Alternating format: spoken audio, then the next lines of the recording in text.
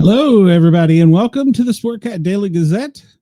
I apologize, I'm a few minutes late. I was over on the other set. For those of you at Radio X, you all caught it, arguing with my good friend Ross. Yes, there's big fires. There's all kinds of things going on. So, Wendell, welcome. If I'm late again, just go over to Ross's channel. You'll hear me over there arguing with him. We were talking about the Epstein files and how the people should be held accountable. And he says he's more of a realist and that it should never happen. But even if it doesn't happen, these people need to be brought to the front. And personally, I think there's a coup in the FBI, and we're probably at the beginning of a civil war because they're withholding the evidence. So, but we'll talk about that some today. Maybe. I don't know. We'll get to it. There we go. Hey, is that better? I got to figure out the best spot for me because I want the screen to be as large as possible because you guys can see more than I can on the screen. Well, that definitely isn't what I wanted. Yeah. Let's just go with this for the moment. All right. So, as you can see, FEMA has failed me again. We're back looking at Wednesday. I wonder if, and I'm not trying to be funny, I'm trying to actually be serious about this. I wonder if perhaps maybe there's been some Doge activity at FEMA and they've let people go because they used to be very good about keeping this information up to date, but they're just horrible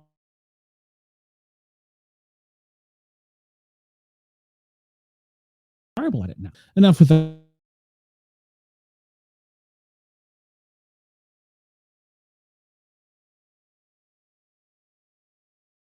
We'll go to the next screen.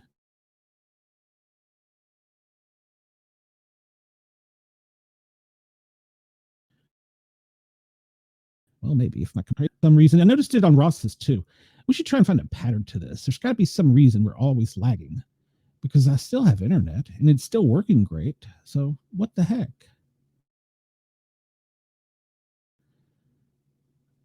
All right, well, we'll continue on here. National Weather Service daily briefing. And if anybody in the chat can hear me, let me know I'm still getting out. It would.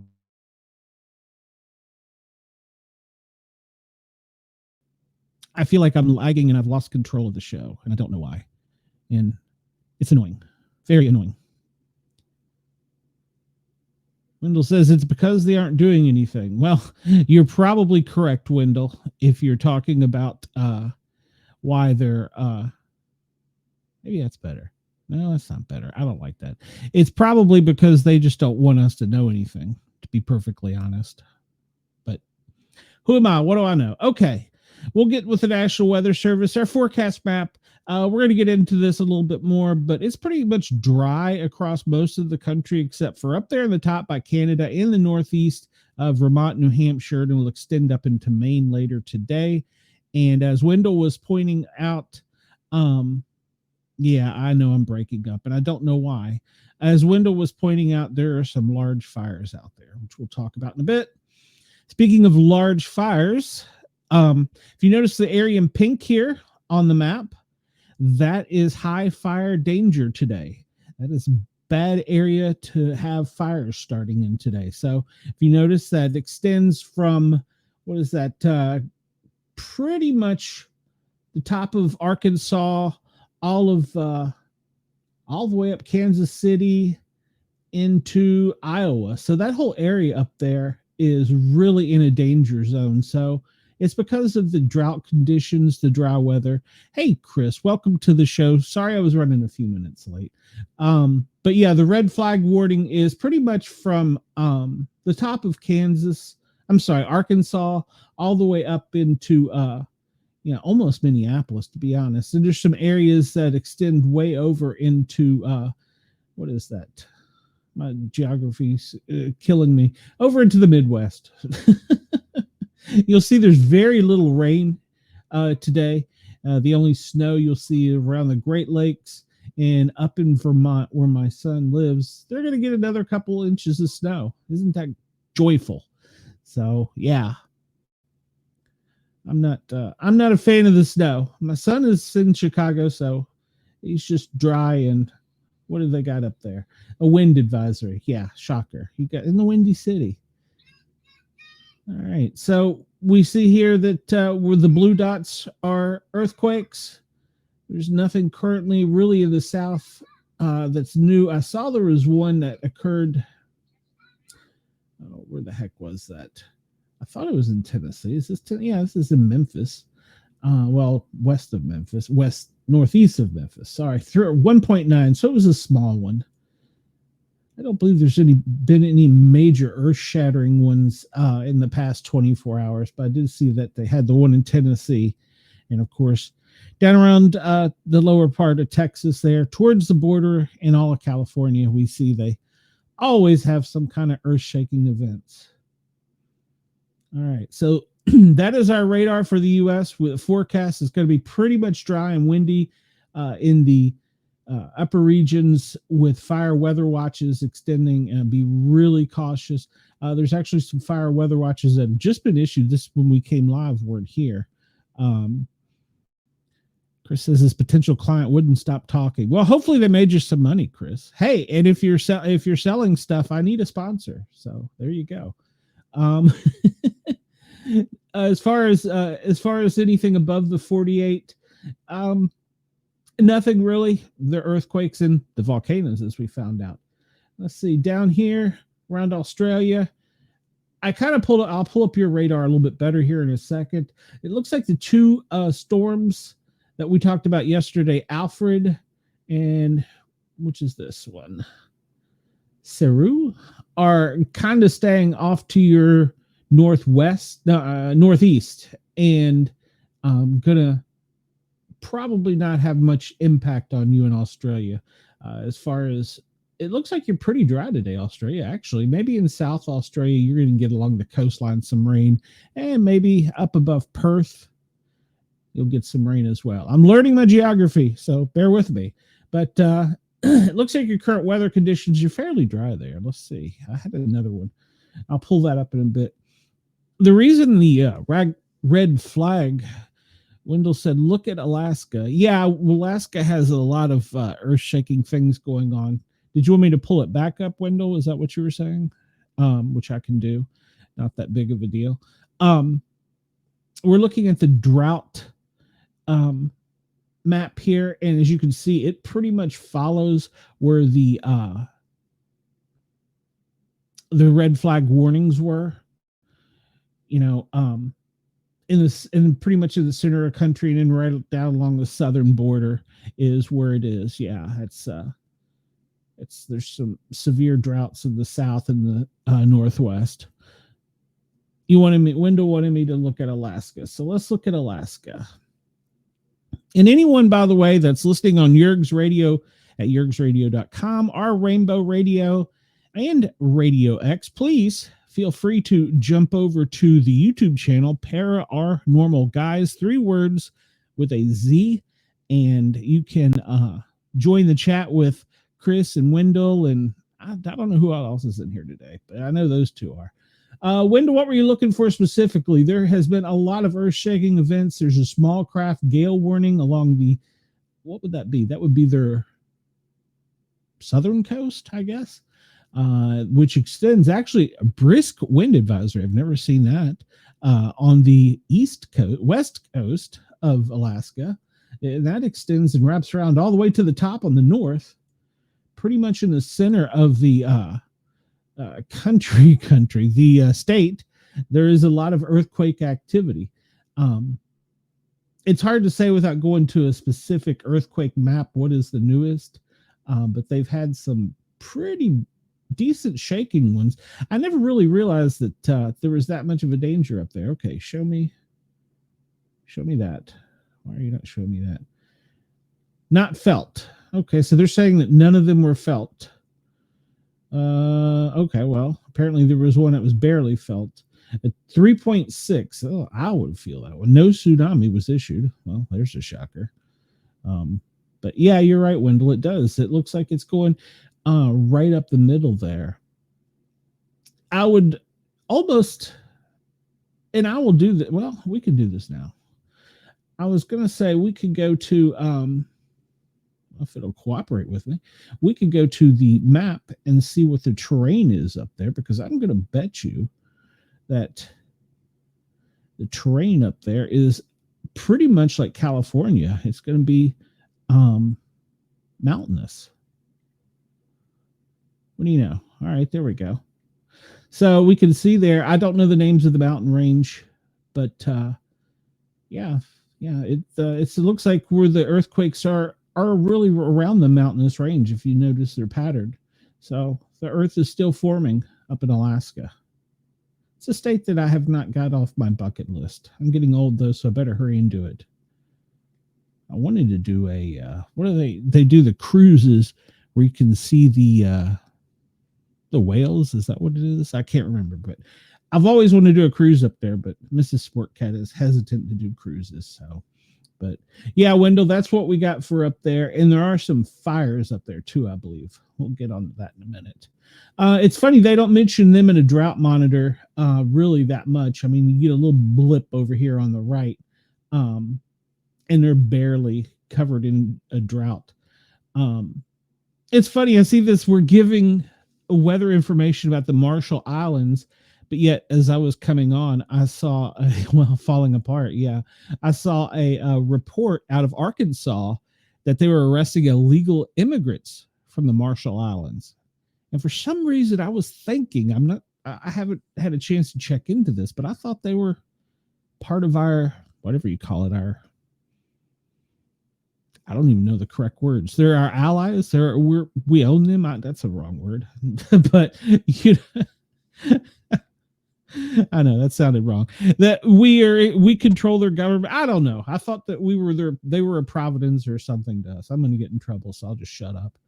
I pulled up an Australian radar map here on Wonder Map just to compare it to the other one, and the only thing really that I got that was different was the fires. There are some fires in South Wales, Queensland along the coastland, in the Northern Territory. There's a few fires as far as Western Australia.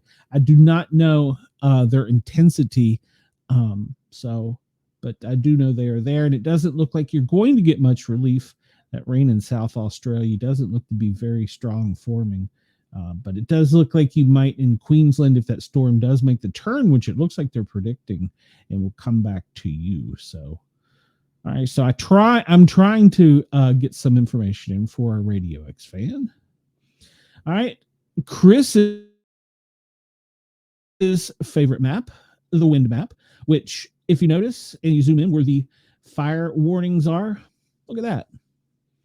That's where some of the strongest winds are.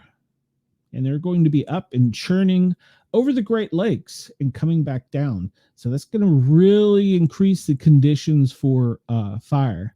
Unfortunately, the winds aren't down far enough to the south to tap into the Gulf of America moisture. So, which is unfortunate because it looks like we could use some more rain, even though I hate the rain. But we zoom out and see pretty much everything is offshore the United States on both coasts. Even down in the Gulf of America, there's not a whole lot of air movement. We'll go down under and see what's going on there. Where are we going? No, got to learn my geography here. So here we go. We see the storm again rotating clockwise off of the east coast of Australia, which is keeping a lot of the moisture really offshore. And we see that looks like there's two troughs forming to the south, which is pulling the air away from Australia, and to the west, which is pulling the air away from Australia, which is not really good conditions for those fires. The only good news I can see is most of the areas where they were showing there was fires, there's not a lot of wind. So that will be good for the firefighters. I really don't have much news for Australian firefighters. So, well, my doorbell's ringing. Oh, it's UPS. My daughter will get it. Sorry, I do broadcast from home. So there you go. We can zoom out and see the bigger picture there. And how it looks like there's really not much affecting besides for maybe that storm off of Australia. Over in Asia, it looks like the winds are going to be coming down from the south towards the east, and it'll be affecting them there. And, well, the rest of the world, you can kind of see how it is. But the largest bodies of waters are the ones where the winds are focused on right, or focused mainly. Typically, that's the way it is because of the temperature inversions. How about that? I knew something, Chris. So, and with the weather getting warmer, I'm sure that we will probably see. I heard on a previous show that the Farmer's Almanac is saying that it's going to be a worse summer for hurricanes. I hope that's not the case, but we will be prepared as always. Hey, Denise, welcome to the show. I'm glad you're here. Everybody, please remember to hit that thumbs up button, like, share, follow, and subscribe. I know all of my regulars are in here, and I encourage everybody from Radio X because, unfortunately, I believe at 1400, 2 o'clock Eastern time, we were going to be signed off by Radio X. So, hey, Chris, I'm trying, man. I'm trying. So it's all you get, you know. I'm just a guy with a GED. All right, so here's the highest winds in the continental United States. Let me update this and see if it will, because I pulled it up earlier. And yeah, that's pretty much it. Looks like the highest ones are coming down and across down from the north, and it was just like we predicted over the center, and the highest winds are pulling up over Chicago with a maximum sustained wind of 30 miles an hour. So yeah, it looks like Chicago is going to keep its name as the Windy City. Denver's always a little windy because of the mountains, but it looks like they're a little more windy than normal. And like I said, that the Gulf of America, it's not tapping the moisture, it's just pulling the dry air out of Dallas. So all right, so there you go. There's that for now. And with that, we get into the air quality. Well, look at that. Where the country is the windiest, the air quality is better. How about that? Actually, aside for pollen today here in Atlanta, not too bad. So not too bad, not too shabby. Denise, I don't know where you are, but hopefully your air quality is good. Wendell, you're, depending on where you're at, you might have some moderate to severe. No severe in Alabama. That's over in Oklahoma City. All right, and then it gets kind of moderate along the Oregon, California coast up there in the Cascades. So, all right, with the airflow, we get the smoke plumes. Zoom out. You know what? I'm going to pull that map up, the wind up again, because I want to look at something with the smoke plume and see. That looks like that's kind of contra from what what it was showing on the wind map. Let's pull that up and look. All right. So let's just pull this map down here. All right. So got that right there. Where am I? We're at airflow. All right.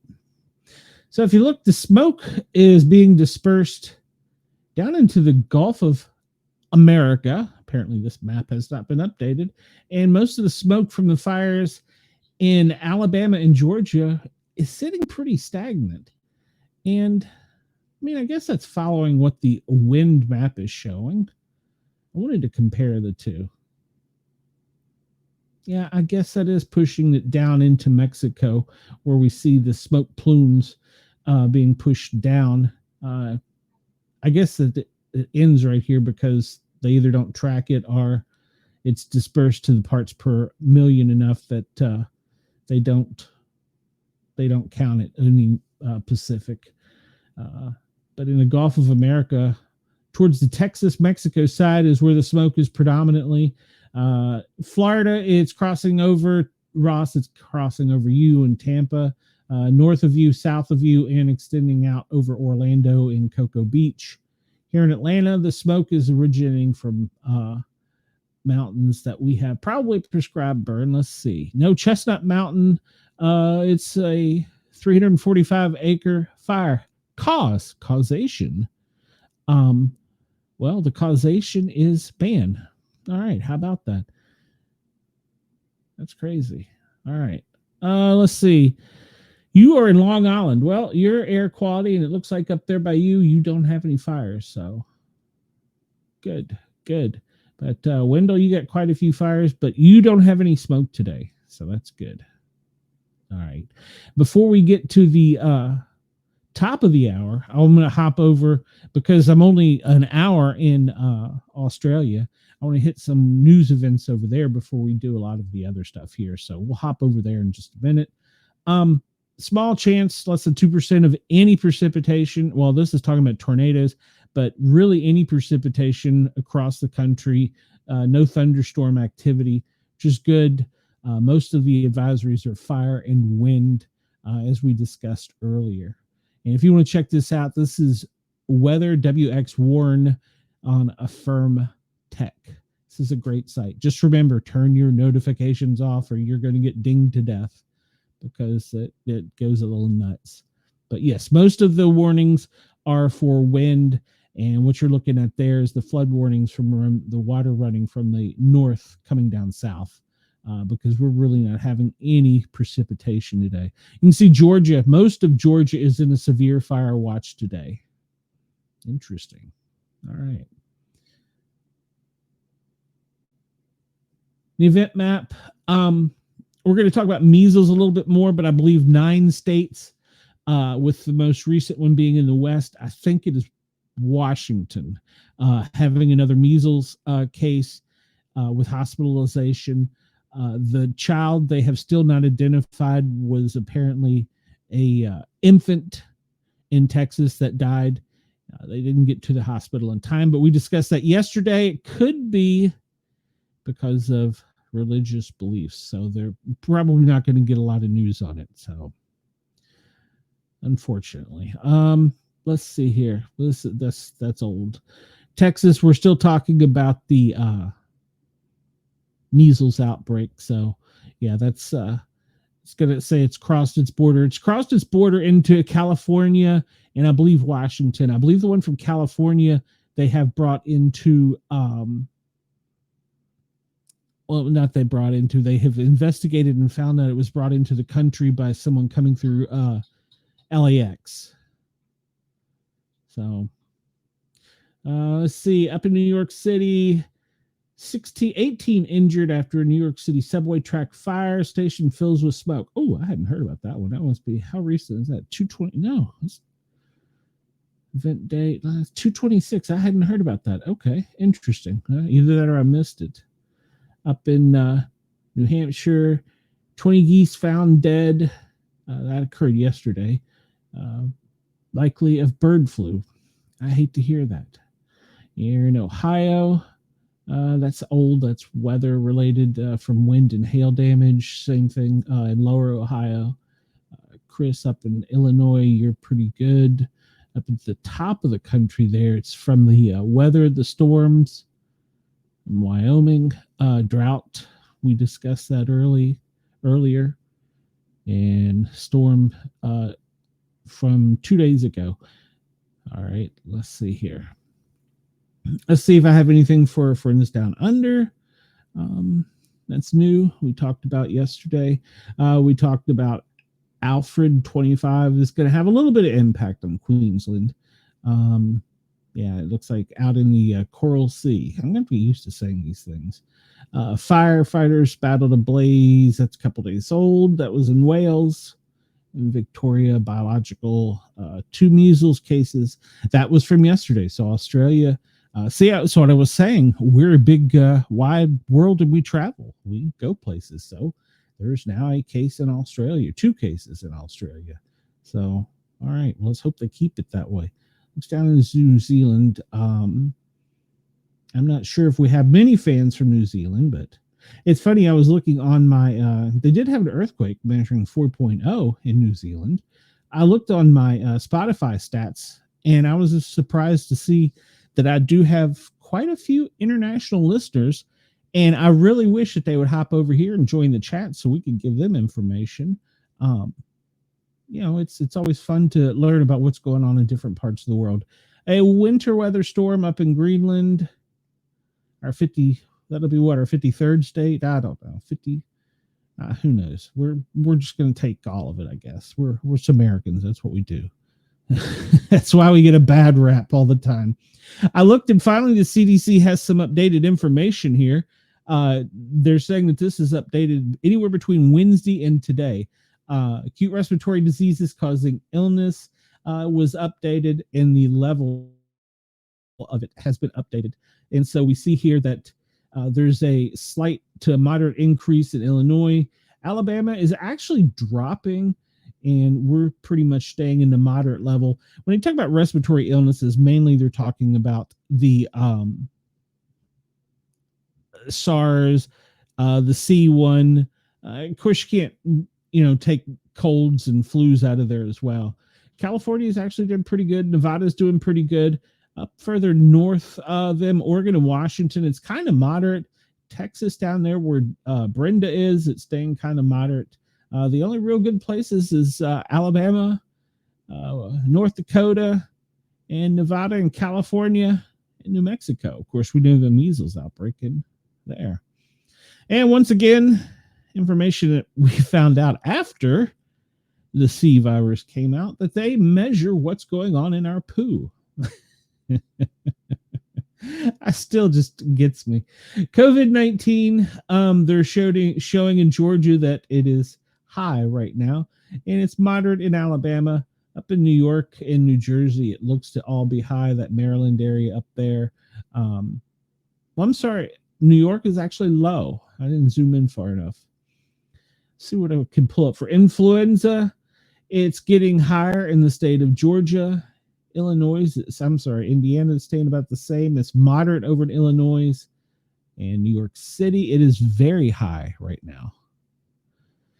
It's sad that I have to speak that way. Well, yeah. I didn't get spanked for yesterday, which was really surprised about.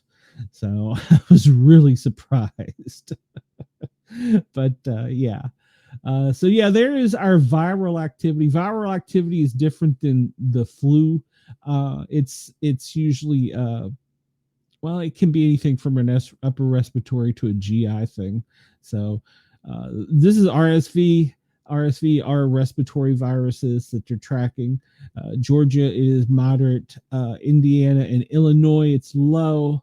And New Jersey, it's very low. New York, it's moderate. And Alabama, Wendell, you were winning the game today. You were reporting kind of low in it as well.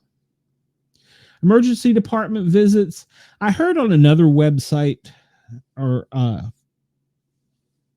YouTube channel that they were saying that people were being turned away from hospitals by ambulances. Well, that's not true.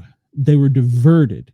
And the reason you get diverted on an ambulance when you're going to an ER is several reasons. One, they have no beds. Two, they have no staff. Or three, you're bringing them a patient that they don't have the level of treatment they need. So that other channel was bashing the hospital system, saying that they shouldn't be diverting patients away.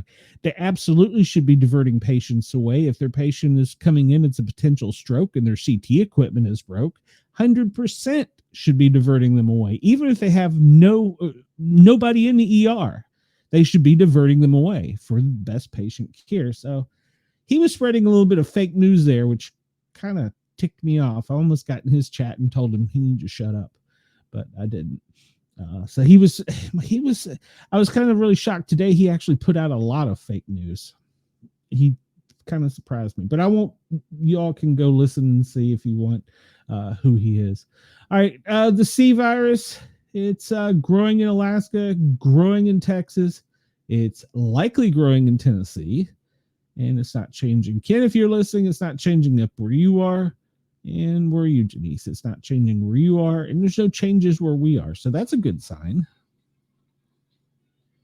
And if you can hear that music in the background, that's an electronic picture frame, and that is my granddaughter dancing.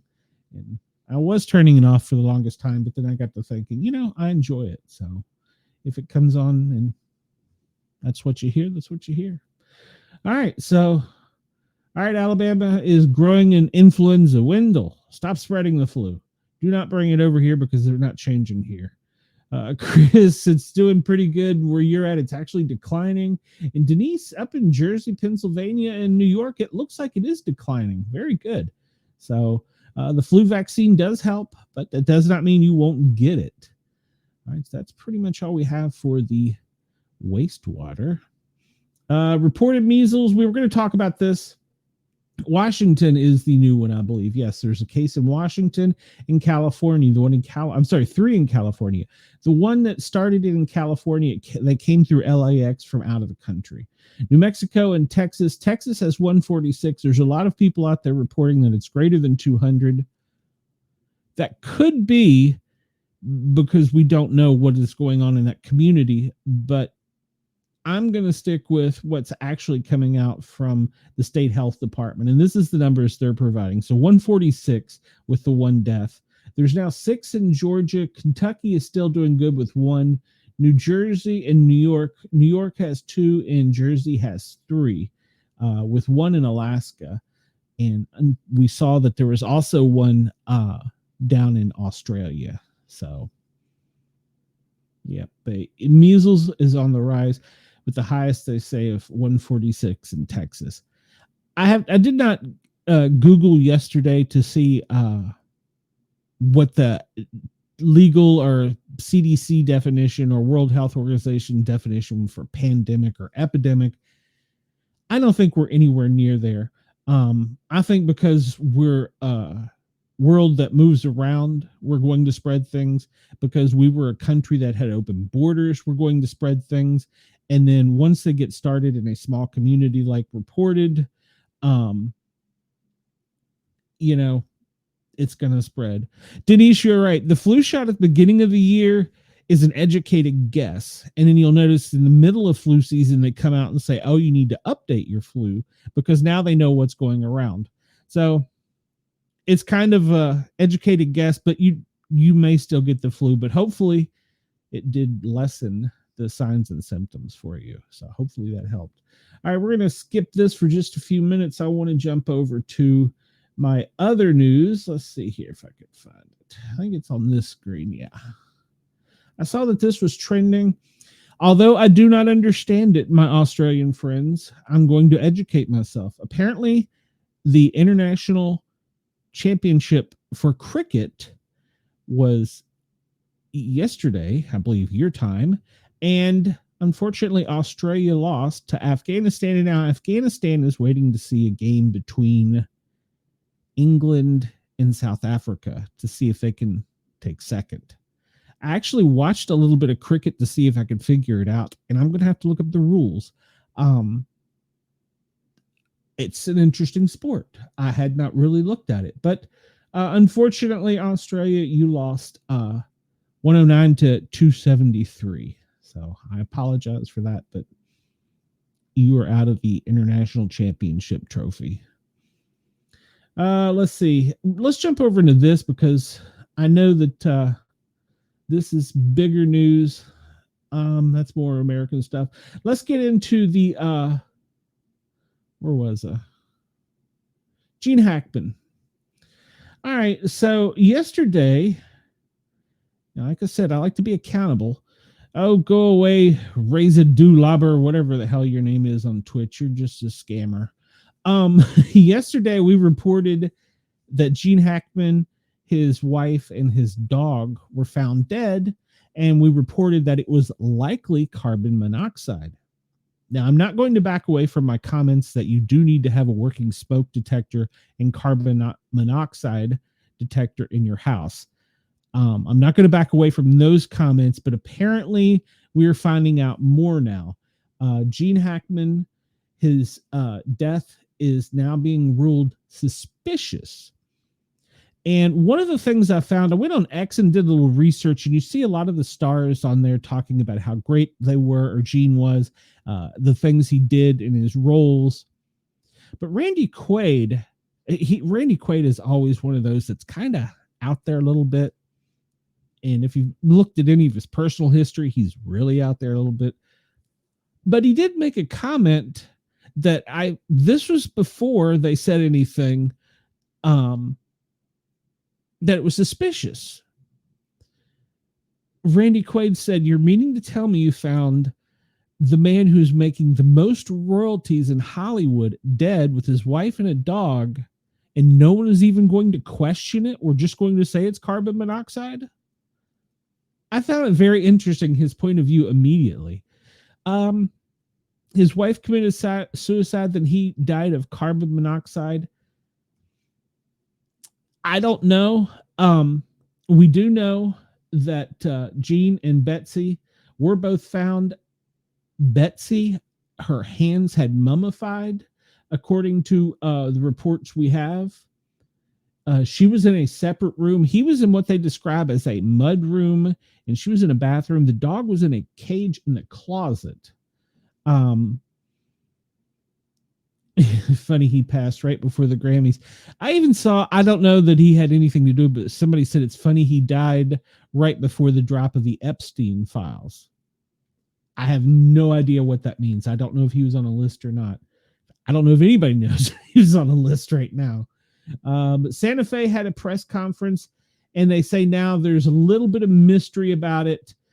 His wife was found partially mummified in an open bathroom near a space heater. Now, it could just be where she fell. They said there was an open bottle of prescription pills, and they were scattered on a nearby countertop, and that if we look at her hands, they were partially mummified, and her body had begun to decompensate, which means they had been there for, they're guesstimating around 2 weeks. Mummifications is the intentional or accidental preservation of a body after death in a forensic context. Basically, mummification occurs when a dead body dries out instead of decomposing. Decomposing as normally due to a warm, dry, and well-ventilated environment, which apparently in Santa Fe is the case. So his dog was found dead. One of the German shepherds was found dead less than 15 feet in a closet. And apparently he was, well, it doesn't say here, but he was in a cage. Apparently he had several animals, and there was 2 roaming free on the property. So they were found dead. The cause of death, that we thought initially was carbon monoxide, is now suspicious. I'm with you, Denise. We're going to talk about that in a minute. Talks about his movies here. How did he die? They've yet to determine. They're doing an autopsy and going to determine all of that, which will tell us toxicology, cause of death. According to the Santa Fe fire chief, he even called in the gas and utility companies. Everything they could find, there was no signs of a gas leak or carbon monoxide poisoning. So they're now ruling that out until they get toxicology. They will obviously check and see if they can get any blood, what the CO levels were in their blood. They got a search warrant. And if you read the search warrant, which I'll pull up here in a minute, it's, well, according to the police officer that was initially on scene, several things were found, including the front door open and unlocked. One healthy dog was running loose. Another healthy dog was found near the dead dog. So there was 2 healthy dogs and 1 dead dog. The 911 call has been released. I can share that with you now. I downloaded that. Let's see here. Go to downloads. Here we go. Hackman 911 call. And this shouldn't be triggering to anybody. So, but if you are, you might want to turn it down for about 3 minutes. Santa Fe 911, what is your emergency? Hello, my name is the caretaker for Santa Fe Summit. I'm here about past 10,000 ways. I think we just found one deceased person inside a house. What's the address here? There's no address. There's no address. I'm going to wait for you at the gate. I'm going to wait for you to please send somebody really quick. Okay, what's going to be the address? It's going to be down at the gatehouse. I'll meet you over there. I'll meet them over there. I'm the caretaker for the subdivision. I'm going to bring them up here. Okay, give me 1 second. Let me speak with the paramedics. Thank you. Give me 1 second. Damn.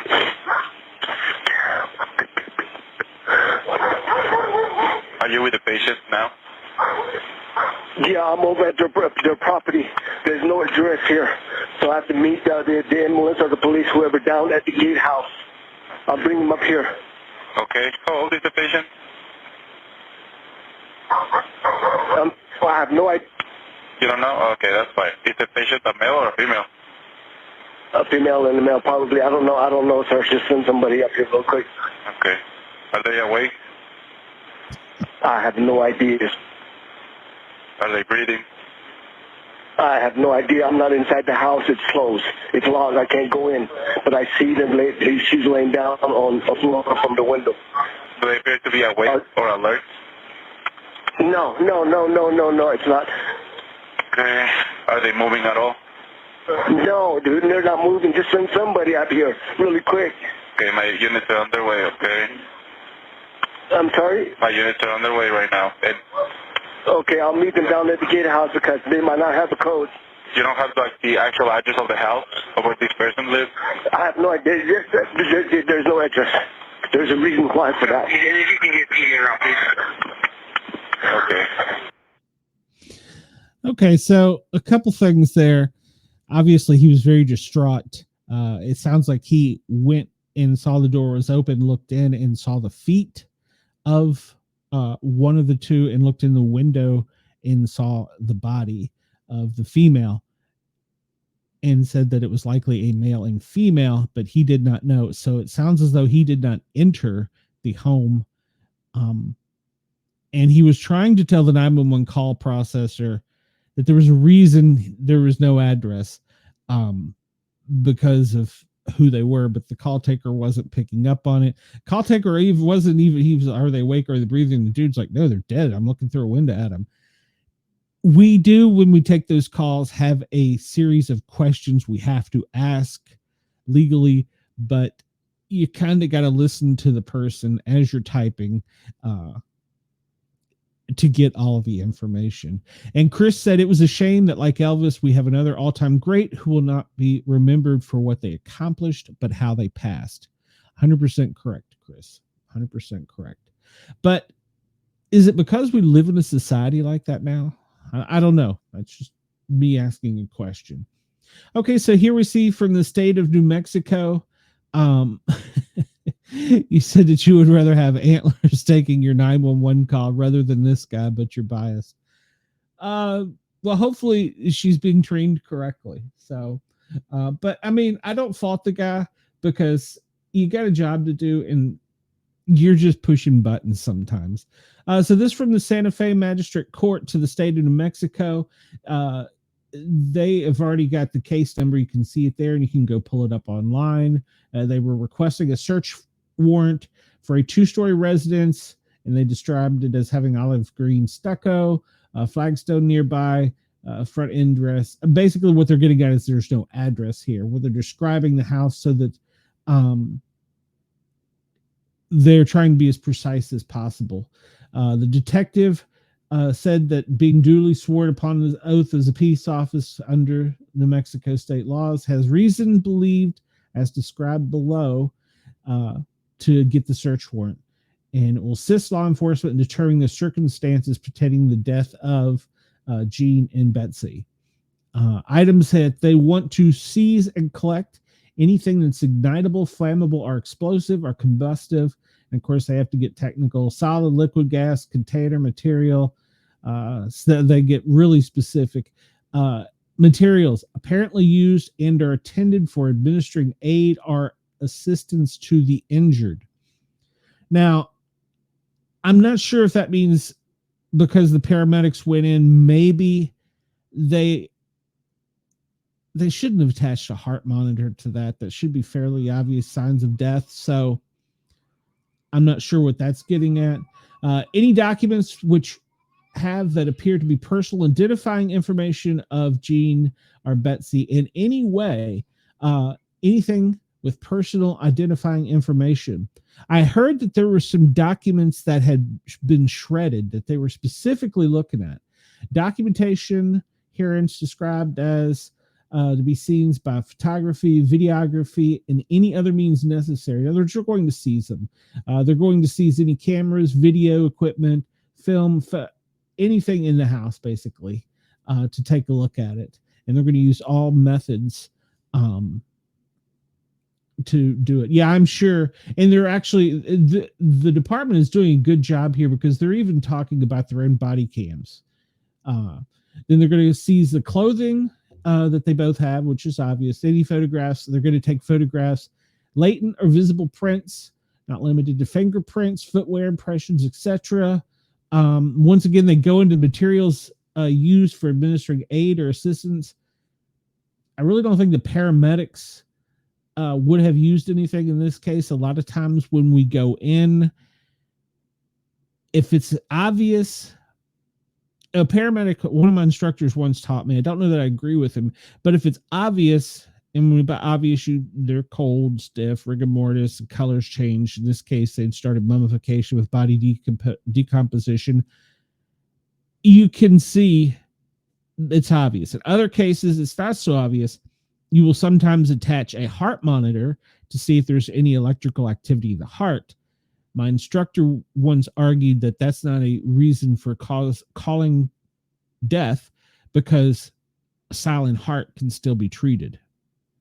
So that depends upon your municipality and where you are at. I was always trained that it's great to check pulses, signs of life, but as a backup, to use the tools that you have, which would be your heart monitor, but some areas do not allow that. So you have to use your own judgment. And having done this for 30 plus years, sometimes even now looking back, there's some that still haunt me thinking, did I make the right call? But you have to. Anyhow, they want any weapons that were in the house, including sharp objects, tools, items or materials that appear to be impressions, marks, or defects. Any recorded, this is getting to what Denise is talking about, media. They want passwords, personal identification number for their online stuff. They're going to collect biological fluids to include DNA, blood, or trace evidence. They're looking to seize their telephone and cellular telephone calls. I'm sure that it's not included in there, but I'm sure that includes text. The detective, he states that Wednesday, February 26th, they received a 911 call at 1343 local regarding a call for a person, RP, reporting person, 2 deceased individuals at the residence of. It's funny they black it out here, but up above they don't. The 2 officers were then dispatched to conduct an investigation. Indicated when he spoke to the reporting party, found the located front door of the entrance to be open or ajar. They identified the reporting party to be, which he said that he was a maintenance worker, called from the home company. The other maintenance worker was identified as Jesse. I don't know why we need to know that, but Deputy Thomas told the affidavit, after speaking to the 2 males, he and the deputy then walked to the front of the residence, found the door ajar. He advised they did not see any signs of forced entry into the house. They entered the residence. He immediately observed a bathroom to the left of the front door. The door was open, and they advised he found the deceased female laying on the ground near the countertop inside the bathroom. Observed she was on her right side. She was wearing dark gray sweatpants and a light colored sweatshirt. Then it goes on to talk about there was a space heater by her head. How did I get by myself? What do you mean? How did you get by yourself? Wendell? They said she had obvious signs of death, including mummification and bloating, and that they talk about the pills that were. This is from the affidavit, which you can find online. It's public information. I'm not giving anything that's not public. They then saw the dog deceased. It was 10 to 15 from the deceased, 10 to 15 feet from the defeat. Man, I can't talk today. It's Friday, isn't it? 10 to 15 feet from the deceased female in a closet of the bathroom. Whew. I'm sure you're not alone, Wendell. Nobody's left you. You're still here. They're just not talkative. They then proceeded to clear other portions of the residence. Clearing mean they're making sure no one else is in them. And there they observed a pair of feet, legs on the ground near the kitchen area, a male to be deceased in what is believed to be a mudroom. He was found laying. It was found wearing gray sweatpants, blue color long sleeve t-shirt, brown slippers, and a walking cane. Observed a pair of sunglasses located in the left side of the body. Suspected that he had suddenly fallen. The male deceased was showing signs of death similar to the consistency of the female above. There were 2 dogs located. One was healthy, that was near the deceased female inside the bathroom, and the other one was observed outside the residence. They checked all the area, and apparently there was no signs of forced entry. Nothing looked astray or ajar. That's when they called in the investigators. And the investigator came down, took the officer's statements, looked around, and then determined that he needed a search warrant. They spoke to the Santa Fe Fire Department, and they conducted testing to determine if there were signs of possible carbon monoxide. They did not locate any signs of carbon monoxide leak or poisoning, which is key there. At the time, there was nothing in the air. Where is Shay? She could tell us. Yeah.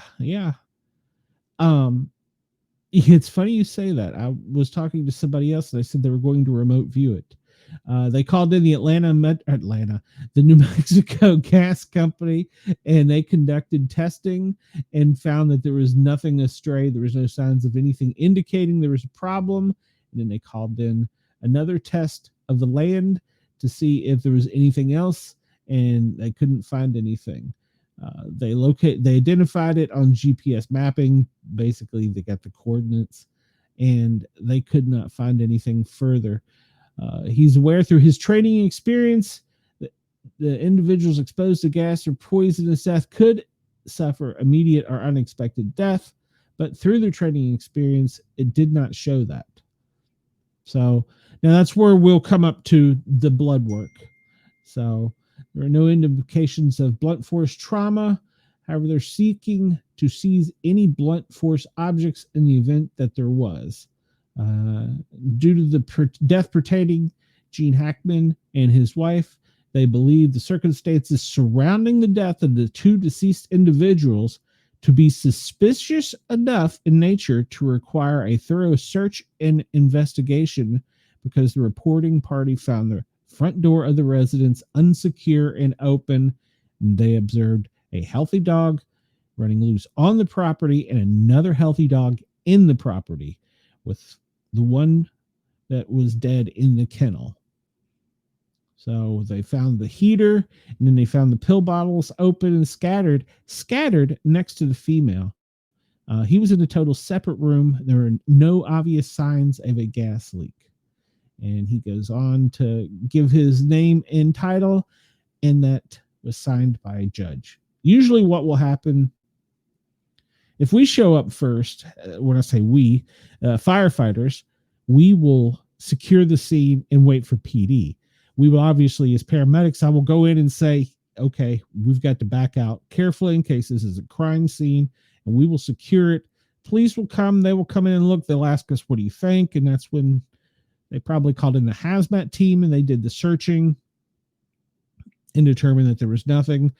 To be sure, they called the gas company, and then on top of that, they called another company. I guess there's probably more than one company that services the area for utilities to see if there's anything there, and they found nothing.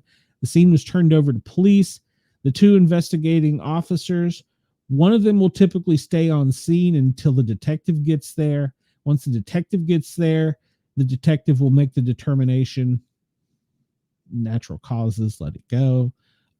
Is this suspicious? In this case, since there was no one there to consent, the officer did the correct thing, went and got a search warrant so they could get all of the information they need, and that there's no question, since this will be a high-profile case, about them just going in and seizing stuff. So, yeah. Chris says the mummification time frame, and then there's still being dogs alive, is what I find so strange. Well, there's something that they're finding strange, that they're seizing so many things. I mean, but I think then again, this is a high profile case. Santa Fe probably doesn't have many high profile people, so they want to make sure they get this right, which I'm glad. So Gene Hackman, he was a star. He had pretty much been out of the limelight for about 20 years. He'd had some angioplasty for angina, which basically means they probably put a cardiac stent in, which as you get older with our lifestyle, especially in the South, that's pretty normal. So he was hit by a pickup truck while riding on a bike. I did not know that in 2012, but it was just bumps and bruises. I did not know that. So good reporting from USA Today. So yeah, I think there's enough information there that they should investigate it.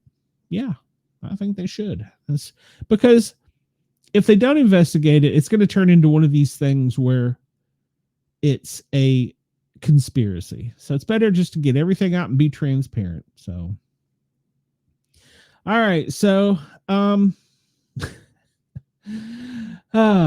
so yesterday, I don't have a clue what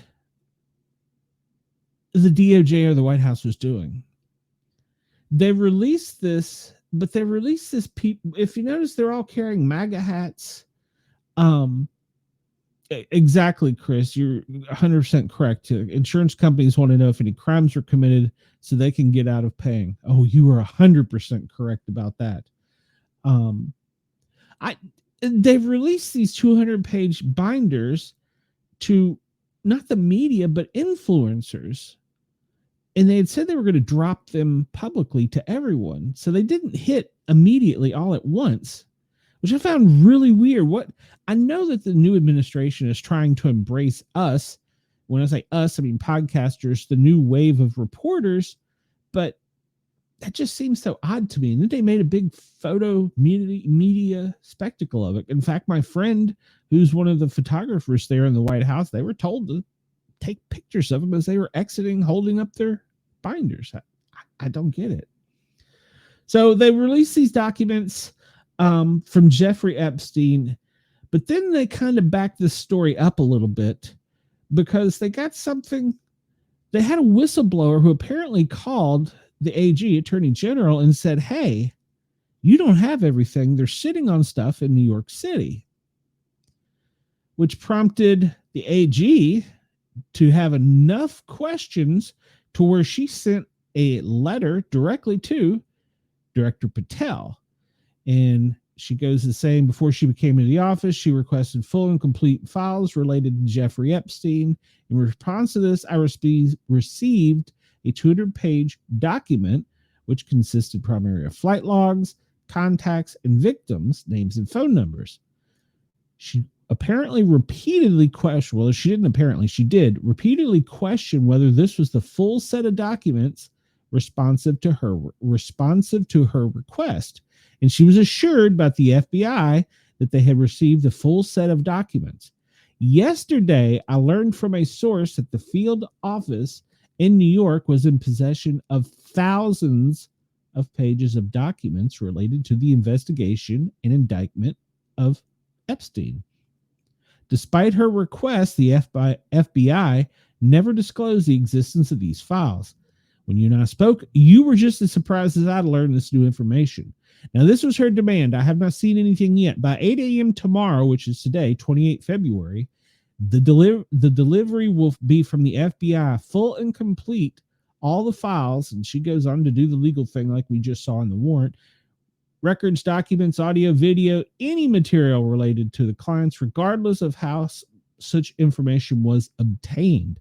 In other words, she's even looking for stuff that possibly could have been obtained in a questionable manner, but nonetheless is in the FBI's possession. And they want an immediate investigation as to why my order to the FBI was not followed. And she wants a comprehensive report of the findings proposed within the next 14 days, wants prompt and immediate attention to this matter. They're working for transparency for us, the American people. They look forward to continuing to work with and serve our president and our country, as Pam Bondi, Attorney General. Now, political or not, thinking what you like or not, these people need to be held accountable, no matter whom they are. if I get on a list for saying it was the Clintons and the Obamas and the Bushes and the Bidens, even the Trumps, then so be it. Queens and kings, they need to be called out. There were women, children, both sexes, that were treated as possessions and materials and transported and shipped all over the country against their will, kidnapped, drugged, and abused. And if elite people, no matter what their status, if we can't hold them in public court guilty, we at least need to know who they are so the public can decide. Us, the American citizens, can decide. This issue is going to deeply divide our country, I fear. And with the FBI in New York holding out the information, well, those are people that have guns who just went against the president. It's a bad thing. Very bad thing. Absolutely. If anyone hurt children, you know, as a paramedic, I didn't want to see anyone injured. The children and elderly were always closer to us because of the types of crimes and violent crimes and sexual crimes that were done to them. And when I say elderly with sexual crimes, people get, oh, that don't happen. Looking to the nursing homes, people, it does happen. It does happen. People get hired who shouldn't be hired, and they do things to our elderly who are not capable of taking care of themselves. It's heinous crimes. They need to be held accountable too. Our glasses aren't as rose-colored as we'd like to think they are here in the U.S. So she requested the documents. It was a small batch. They walked back saying this was phase 1. So the document that they listed included images, massage tables, sex toys and other items, and a lot of blacked out, looked like a CIA agent. Wendell says, now I'm back in the right chat. Yeah, I'm a rebel rouser. You should have heard me on Ross's show. She had teased the documents release while being on Fox, which is another news network. I don't know that I feel that that was right, but she did it. She's the AG. She has that right. We need this information because the conspiracies and the things going on are never going to go away till we have as much information. We're as transparent as possible. And even then, there's still going to be people who go, oh, we didn't get all of it. Oh, what about Trump? His name was on it. What about Clinton? What about Biden? There's always going to be that person. So, but we need to get as much information as we can. A complete disappointment was what was called by a lot of people on social media, including myself, that we had to get a whistleblower tell us there's more.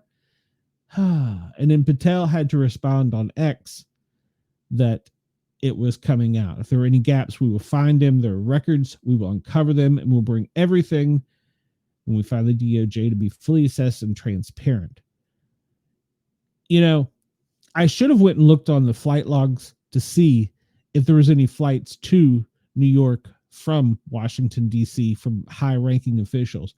Personally, I think the AG and the director, probably deputy director, since he's high profile, should have been at that field office as soon as possible. I really think they should have, because it's drawing a lot of attention that doesn't need to be drawn to. So, and once again, they're linking this to royals, presidents, and billionaires. We need to know. So, at any rate, you can find, this was an AP article, seemed to be the most fair. They went over the documentation they had, but it was basically like a CIA document. I looked at some of it, downloaded some of it. There was 200 pages of it, a lot of downloads. And yeah, there was names, you know, there were names that I saw that were familiar, athletes and actors. But just because their name's on a page doesn't mean that they did something. I mean, they could have just been in a phone call or had something that wasn't nefarious with them. So at any rate, so we're supposed to find out today. I have yet to hear anything. I'm sure that at 5 o'clock it'll drop. That's usually the time on Fridays, 5 o'clock, when they drop big news.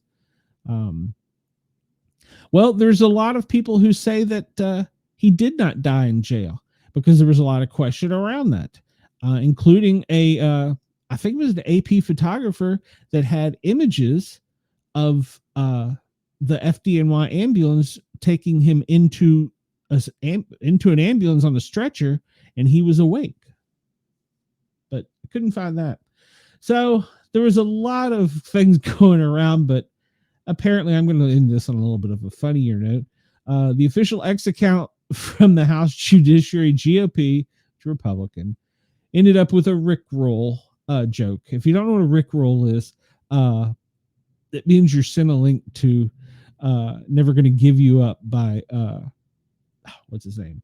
Rick Isley? Yes, Astley. Never Gonna Give You Up. That's called You Were Rickrolled. So if you click on something and you think, oh, this is going to be great, and it takes you to the video of Never Gonna Give You Up, you have just been rickrolled. So the GOP released a tweet that said that you can find all the information. When you click on it, it takes you to the video. Never Give You Up. That's funny. The DOJ, Never Gonna Give You Up, talking about the Epstein information. So they were sent out, did a little thing funny with the rickrolling, but because it's a GOP, they said it was a joke and they need to roll it back. So the post was now deleted. So because some people said it wasn't funny. I'm going to guess those people were on the other side of the party. What do I know? So, all right, let's see here. Yeah, we'll do this first. 7 planets align tonight, and this will be the last time until 2040, and they will be visible tonight. So go outside, no matter where you're at, and look and see if you can see Mars, Jupiter, Uranus, Venus, Neptune, Mercury, and Saturn, and they will all briefly be visible lined up. It's called a planetary parade, and it's a rare sight. And will be the last time that the 7 planets can be simultaneously seen until 2040. The best chance will be just after sunset on Tuesday, Wednesday, Thursday, and Friday. So we're in the last day of it.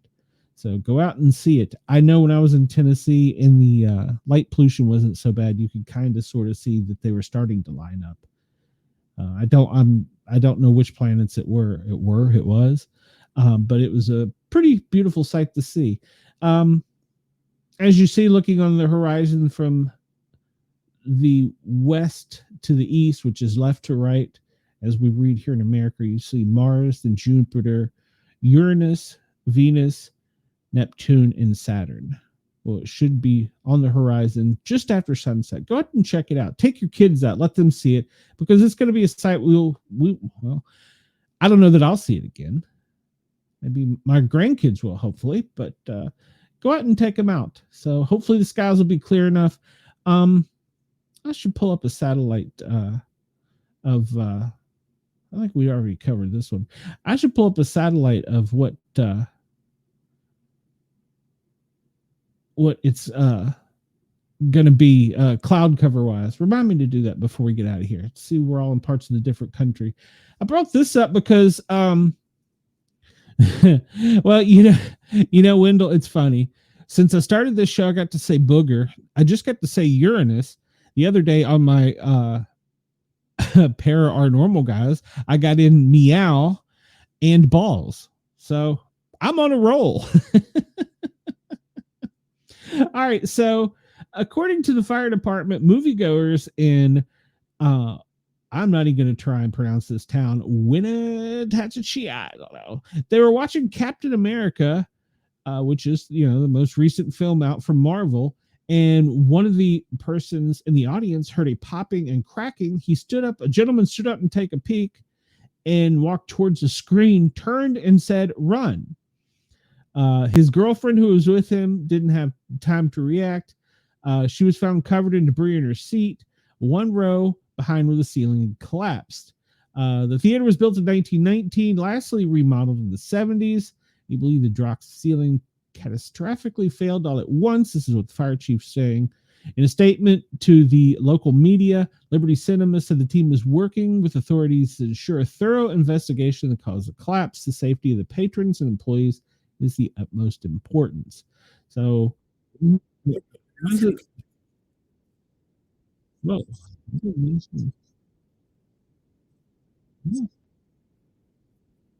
No, is that what I was listening to? No, I don't. Could you all hear that? That was weird. Okay. But yeah, two moviegoers were not harmed when the ceiling collapsed. Luckily, they said that if this had occurred during a Friday or Saturday night, it would have been much worse. So luckily, everybody was okay. So yeah, we have that. Other entertainment news. Did we not already know this? All my Swifties that follow me, did we not already know?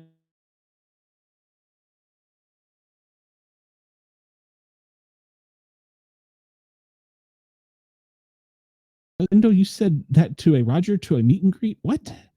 You said that to Roger at a meet and greet. I don't know. I'm going to leave that alone. Did we not already know this, though? Taylor Swift is probably the richest female musician. $1.6 billion. She finally surpassed Rihanna this week. Yes, Taylor Swift, who is currently dating Travis Kelce, holds the title for the richest female musician. She's 35. She's just had a tour, and with the profits, it was $2 billion. So 149 shows, and apparently it was all over the world. She at least works hard for it. She started out on a radio station in Knoxville, Tennessee, WIVK. A lot of people don't know that. But yeah, 1.6 billion is her reported wealth. And someone had told me, and I don't know if it's true or not, but she's a germaphobe. And wherever she goes and has a concert, instead of staying in a hotel, she buys a house and has it cleaned for her. So she must be a land baron as well. So she's been around the world. She's considered one of the leading music industry in the world. She's had 14 Grammys, Album of the Year. I mean, we could go on and on and on about her. So at her young age, people are asking, what's next? Well, she's writing a book. Wendell says, I'll have to tell you the story later. Okay, that means it's not for radio. Okay. She is working on a book, and she is also working on re-recording 2 albums. So, and then, of course, her boyfriend is going to return. That was public information. Well, not public information. He had a press conference and said he is going to return to play again for Kansas City, her boyfriend. So that was good news. So yeah, so she's the world's richest female. All right. Well, before we hop into scores, I found this interesting. If you follow the NFL, they're going to replace the chains with a virtual measurement. This is next year. The chain gang, which has been with the NFL for as long as anybody can remember, well, it's gone. They're going to be using new technology to measure down to the inch where the football was, rather than just using chains and a guesstimate. So we're addressing technology in the NFL. It's still going to be experimental and in the testing stage for this season, but the technology could overturn a call on the field regarding whether a ball carrier reached the line to gain first down, or in theory, if they had a touchdown. It's not the same as the chip technology, but in theory, it could help in calls that have, well, been detrimental to certain team seasons, going all the way back to the Falcons. So good news. We're finally addressing it.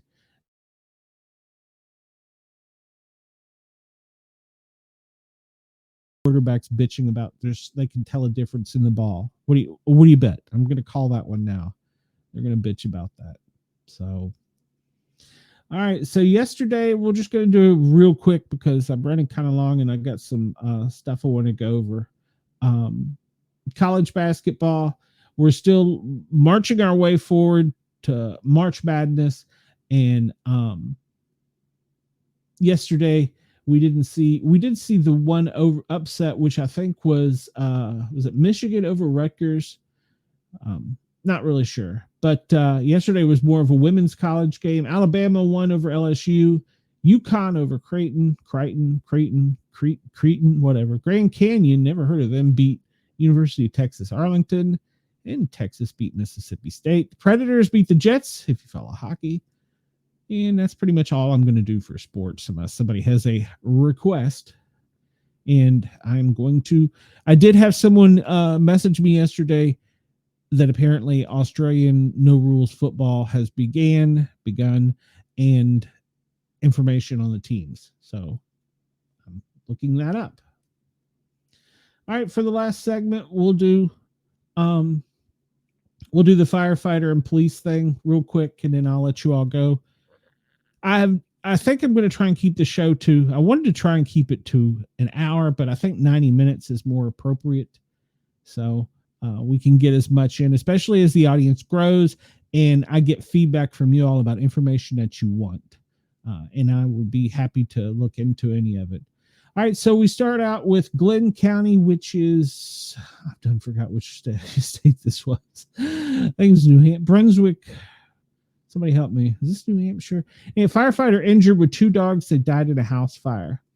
Apparently, a neighbor reported seeing smoke come from the house, called the fire departments. They arrived 8 minutes later. It's funny they use that number because that's the national standards, and began a fast attack, which means they started on the outside, but 2 dogs were both inside and died from smoke inhalation despite the firefighters trying to resuscitate them. So, but 1 firefighter was injured during the process. So, and we have video.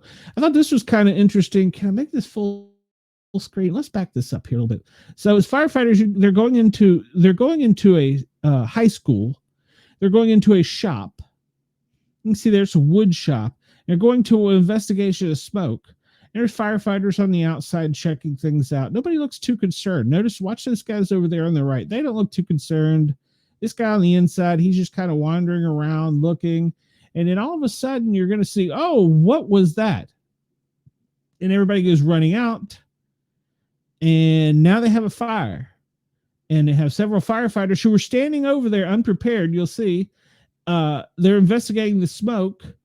And they weren't really paying attention to what they were doing. I'm not trying to be detrimental to them, but the causation was dust, static, and heat. And they weren't all wearing the protective gear as they should have been. One firefighter that was most severely injured was the one there on the ladder. He was not wearing his face shield and an SCBA as he should have been. And so he was injured. He's going to be okay.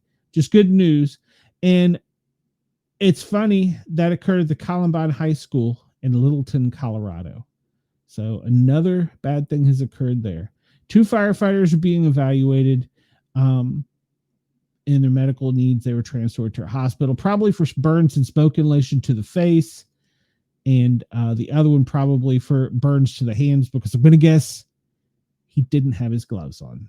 But at any rate, Colorado firefighters were injured at a flash fire at a high school. What caused this was it was a wood shop, and the wood shop uses a suction to get all the sawdust, and it's obviously an ducting system. Well, static electricity, heat, this is not an uncommon thing.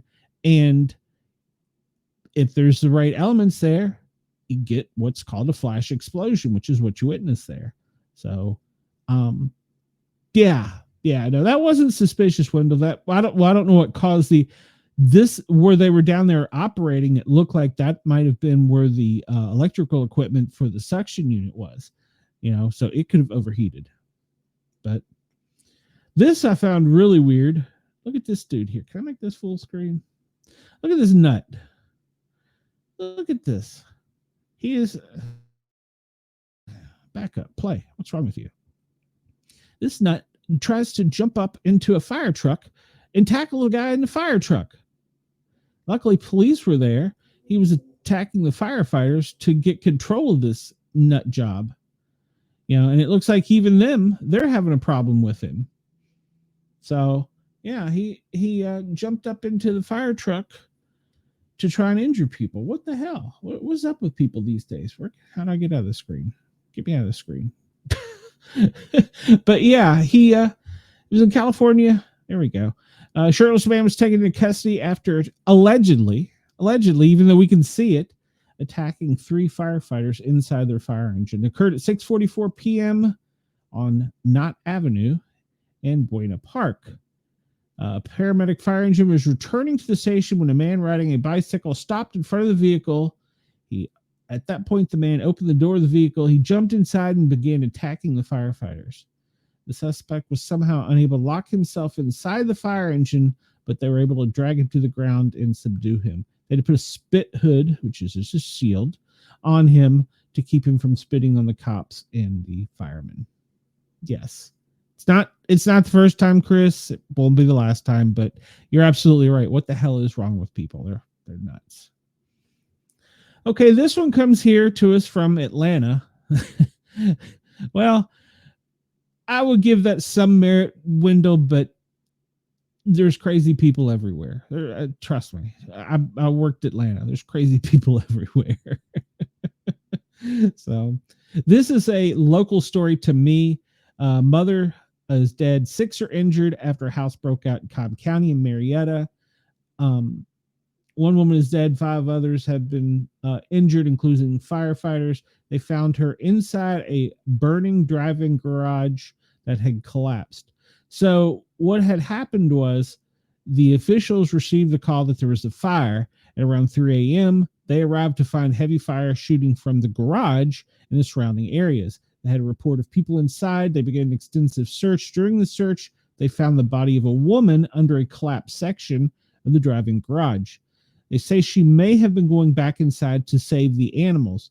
However, a little bit of update on the story. A neighbor said that he had been one of the ones to notify them of the fire, and she had ran into the garage trying to save her pets right before the collapse. And several of the firefighters, 2 of the firefighters were transported because they were trying to get through the burning collapse to get to her. But unfortunately, she perished. 2 firefighters were injured, and it sounds as if the pets didn't make it either. So it's a sad story all around. Unfortunately, if your house catches on fire and you get out, as hard as this may sound, do not go back in. Do not go back in. Having a closed door in a room can save lives. Teach your kids to close their door at night. Close your bedroom door at night. And if you have a lock on your bedroom door, even better. That way, if we're searching the house and we come to a door and it's locked and we know it's a bedroom, somebody's on the other side of that. It's going to expedite us getting in. And that small little door, believe it or not, could save your life. So close your bedroom door at night, lock it. It's for the best. So these people need my support. Well, I'm poor. I can't afford anything. So, all right. So this comes to us from New Hampshire. Well, no, it took my story away after it wanted me to. 2-alarm fire in New Hampshire. 2 firefighters injured. Manchester firefighters contained a 2-alarm residential fire that caused extensive damage. Look, I can't help you. I don't have any money, people. Give me a break. So, well, they're not going to give us the whole story until I give them money, but 2 New Hampshire firefighters were injured. I'm sorry. We're poor. If you want to donate, if you want to buy me a Mountain Dew, go and look in the links in the comment. You'll find my PayPal, my Venmo, my Cash App. I'm not as jacked up on Mountain Dew today as I should be. So, all right. So we have 2 firefighters injured slightly. Well, I don't know what that slightly means. In the city of Olean, they were dispatched to a structure fire, found heavy smoke coming from multiple sides. They stretched 3 hose lines and located and extinguished the fire on the first floor and in the basement. There were no civilian injuries, but 2 firefighters were treated for minor injuries, and they were transported to the hospital. So hopefully they'll get well. The only major police incident I could see when I looked for injured police officer was a Philadelphia police officer is recovering after he was struck by hit-and-run driver. 6800 block of Havenford Avenue in West Philly. The 50-year-old officer was investigating a separate vehicle when the hit-and-run driver struck him and took off. The officer was taken to Roxborough Hospital and expected to be released later this week. No information. And if you have any information, please contact the Philadelphia Police Department. And I think that is all that I have for you today. I don't think I have anything further. Let me check and make sure I don't have any messages asking me to look at something, which I don't. And I don't have anything pertinent here from any of my law enforcement or fire department sources. So it looks like I've updated you in an hour and a half. I made it. So hopefully you guys are enjoying this. If you guys aren't enjoying this and you want to see me do something different, let me know. It's kind of an adjustment for me going to the new audience in Australia. I'm trying to adapt, and I want to make sure I get information for them as well. And we're learning something. So there you go. All right. So unless anybody has any requests or questions, I'm going to wrap up for today. Wish everybody a happy Friday and a happy weekend. And if you're a regular here, which I hope you are, please like, follow, share, and subscribe. We're having a special show Saturday night for the Misfits. Well, thank you, Wendell. I appreciate that. I think it's growing. Yesterday, the audience was as big as the day before, but I can't tell you what the variables were. We're going to give it a couple weeks, and if nobody likes it, then we'll try something different. But right now, I'm enjoying this. So it gets me to give information to people that may not normally get the information. So yes, everybody, please like and subscribe. Tomorrow is a big return show, as Chris is saying. Let me bring up his comments. Chris is one of our regulars. We appreciate him. Salty Dog was lit in the comments on the Pair Our Normal Guys show. It was a great show. It was a very great show. Saturday, Cheyenne Antlers will be back. She's not hosting the show, but she's pretty much in charge of telling me what to do. I have no idea what to expect. I think I'm going to bring liquor. I have no idea. I'm hoping Andy, he's been under the weather. Hopefully he'll return. I don't know if Brenda will. I heard she has been under the weather. I need to check on those two. So hopefully they'll return. But Saturday night, 9:00, the Misfits. It's always a good time. We laugh and joke and have a good time. The regulars, Chris, Denise, Wendell, Salty Dog, hopefully, and some others. We interact with the audience in the chat. And I need to actually work with Ross to see if I can get the phone line back up and working so we can have call-ins to the show. That would make it even better. All right, so I'm going to wrap up. If anybody wants me, they can find me, of course, here, or email me at sportcat@protonmail.com. You can find me on most social medias as Sportcat or Sportcat Medic. And like I said, if you want to buy me a Mountain Dew, I would much appreciate it. Mrs. Sportcat would probably appreciate it more than me. All of the links for my PayPal, my Cash App, and that will be in the comments. But yeah, I appreciate you all. Please hit that thumbs up notification button, because if something major happens, I'll just go live and we'll pull up scanners and radios and talk about what's going on. So, yeah, me and Ross did the plane crash, and I covered an officer injury in Tennessee once. So if anything major comes up, we try and cover it. So I don't really do a whole lot of breaking news, but who knows? We might be something I do in the near future. I don't know that I'll come on at like midnight and stay up all night with you guys, but I don't know. We'll see. Hey, Ken, I see you finally arrived. Ken, remember, Saturday night, Misfits, join in the chat. So, Chris, thank you. I appreciate you all, and I mean that. I appreciate all my fans and followers very much. Everybody have a great night, great weekend. For our regulars, I will see you Saturday.